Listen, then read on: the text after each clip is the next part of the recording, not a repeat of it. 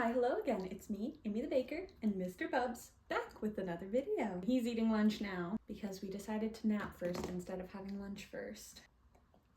And I knew that if I strapped him in and tried to do this, he would get very upset. So he's just eating like a little gremlin. Today, I'm gonna make some milk buns for a roast dinner I'm having later, which I am mildly upsetty spaghetti about because Google told me the roast would take 8 to 10 hours on low in the slow cooker. I napped with him and now the roast is overcooked, even though it's only been 4 hours. I expected it to be a little early, but not that early. So I'm just resting it now, and then I guess I'll, I don't know, put it in the fridge or something, slice it later, and warm it up in the oven. I don't know.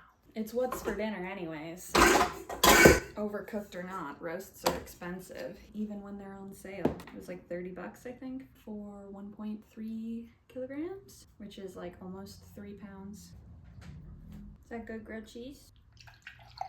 Obviously there's milk and milk buns. I'm gonna get this in the microwave.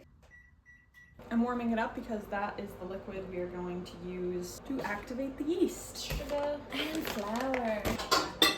Yeah, I'm actually really upset about the roast because for the last little while, more than a little while, Nathan has been doing all the roast dinners because he is a better cook than me. But it means I haven't got to do it in a while, and I like making roast dinner. Meat and potatoes is my favorite thing to eat. I usually do them in the oven, but I wanted to do this one in the slow cooker because I'm making these buns, so I wanted the oven to be free. And I also almost never use the slow cooker, so I want to start using it more. And then that happened. I mean, I grew up eating very overcooked roast because my mom is like terrified of undercooked things. I don't know. Okay. Excuse you. I'm upset. I wanted it to be really good. And I mean, it's roast. It's gonna be good in my opinion, but it would be better if it wasn't overcooked. Milk. Don't put your grilled cheese in there, please. I always add a little bit of the sugar in with the liquids. You don't really need to if you're using something like milk, because obviously milk has sugar and fat in it that will help activate that yeast. But I like doing it anyways. Okay, now we're gonna let that activate. This is so... I'm a heathen. Oh, that was exactly 30. Heathen, but a magical one. Okay, this is frothy. I don't know if you can see. I definitely could let it get frothier, but I'm lazy and it'll be fine. My dinner's gonna be trash anyways. We're gonna add the flour. And then we're gonna start mixing. You wanna crack the egg? You ready? Crack. Good job. Turn this up. Add the butter and the egg. Should we go wash your hands? Sounds like a slapping. Yup. I thought I was gonna have to add more flour to this, but it'll be fine. I'm used to doing a double of this recipe because this size recipe makes 12 buns and I usually need like 24. Or it makes 20 burger buns because you have to make the burger buns a little bit larger. But for dinner rolls in a 9 by 13 pan, just whatever the standard like rectangle pan is, I'm pretty sure it's 9 by 13. Anyways, this amount of dough will make 12. Perfect dinner rolls. I sprayed this bowl with some cooking spray. Don't worry, Bubs, you'll be able to help when we do the shaping. Currently, this dough is unrised, but by the power of video magic, this dough will be doubled right now. Dough has doubled. And now, plop it out. We're aiming for about 65 grams per bun. So I think my plan with the beef is to slice it closer to when it'll be served, obviously. It's in the fridge now. So I'll slice it and then I'll pour some of the juices over top. I'll just put the amount of meat that I think we'll need for tonight. And then the rest I'll just leave in the fridge because reheating it again obviously is going to further toughen it. And then the rest of it can just stay in the fridge for sandwiches and leftovers. You're so good at helping, honey. I don't know if it was the last video or the video before, but I was talking about how he doesn't really give kisses. And now he's just started, like, it's not all the time. If we're going to bed or leaving or whatever, he'll most of the time give a kiss. And it's so cute. Like yesterday, he was napping a really long time, so I actually had to go and wake him up. Pat. He like woke up instantly, started babbling, facing away from me, turned around, gave me 2 kisses, and then was asking for daddy. And I was like, daddy's at work, honey. And then he blew daddy a kiss. Oh my gosh, you're so cute. You touch those ones. Also, I don't know if you guys can see on camera, but he has 2 bruises on his head. So the first one, he was just in the hallway and it was kind of close to nap time, so he was a little bit like drunk baby. He just fucking crashes down into the trim on the side. And it didn't actually bruise right away. The bruise didn't come until like 2 days later. How many do I have? 2, 4, 6, 8, 10, 11. Okay. I have almost enough for 13 buns, so I should have done more. That's okay. Let's do this.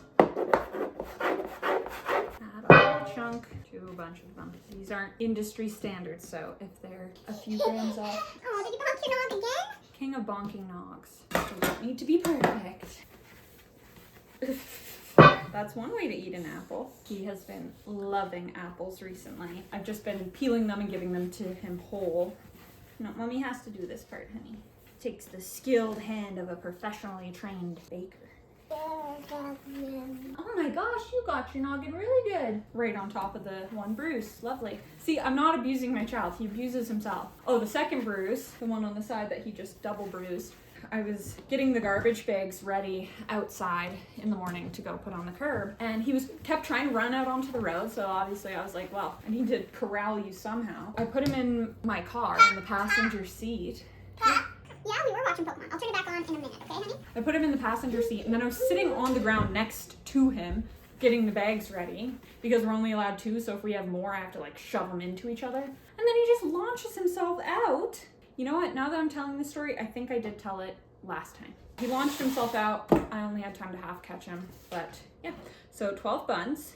I'm gonna let these double again, and then before I bake them, I'm gonna double egg wash them. All that means is I egg wash them and then I go over them again with egg wash. Bake them, and then when they're fresh out of the oven, you wanna brush melted butter on them. If you have brown butter, or if you have the patience to brown some butter just for buns, that is an extra level of deliciousness. But I'm just gonna use regular butter, and that just helps them be shiny. So that's why I like doing that. But don't you worry, don't you fret, this video is not over yet. I, Amy the Baker, will be back right now.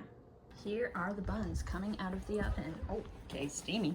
Oh, look at these beauties. Now all I'm gonna do is I'm gonna take this butter that I melted and brush it over top like this. And then as they cool, they're going to keep that nice shine that they have when they're just fresh out. If you don't do this step, they just get duller. This just adds another layer of amazing deliciousness. And why wouldn't we want to add another layer of deliciousness?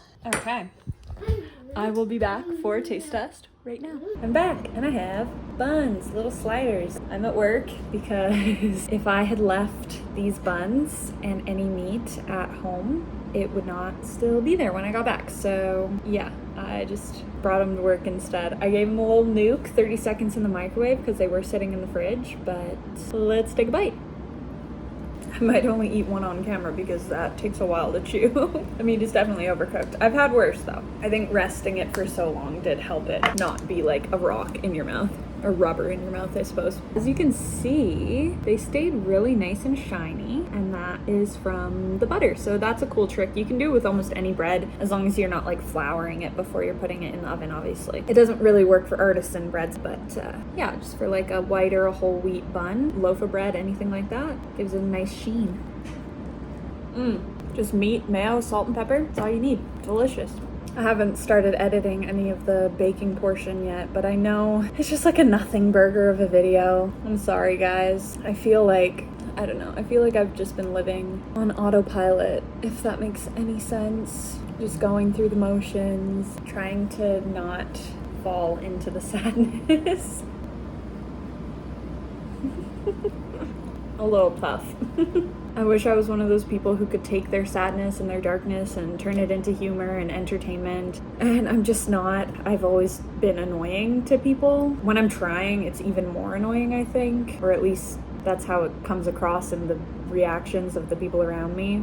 I'm more of a person who will be there to sit in your sadness with you. I often feel like I get the darkest versions of people because I'm a safe space to be the darkest version of yourself. I don't know. I've just always been sad. It's just kind of getting to me, I guess.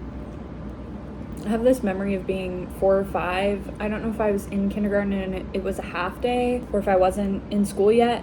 But either way, I was alone walking around the front yard, which didn't happen super often because my mom ran a daycare. So even if my siblings weren't there, like there was often other kids. But this day I was alone walking around the front yard, and I was just singing "Nobody Loves Me, Everybody Hates Me" over and over again. It wasn't for attention. I was alone. Nobody could see me. And I've just always felt that way. I've always felt like a burden. If I'm not actively doing something for them, fulfilling some sort of need or going above and beyond, I just feel unworthy. And then that just leads into me feeling unseen. When I was a kid, unless I was getting in trouble or being praised for doing something, I felt like I was kind of ignored.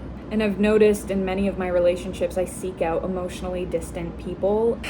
It's just tough because I want to feel seen. I think that's part of the reason why I do this. Some sort of validation that I'm here. I'm here. Stupid. This is delicious. I don't know. I've just been feeling so overwhelmed. And now I'm just going numb slowly, which I don't think is a good thing. So yeah, that's where I'm at. But don't worry about me. I'm a survivor. Last bite. Well, that will conclude my rant and ramble session at the end of the video here. I'm sorry if it was a huge tone shift from the beginning. I feel like I was in Amy the Baker robot mode, and I just didn't have the energy for that today, I guess. But if you made it this far, thank you for watching and hearing me out. Like the video if you liked the video. Comment down below what type of slider you would make on these buns. Subscribe if you haven't done that already, and I'll be seeing you guys again in the next one. Peace!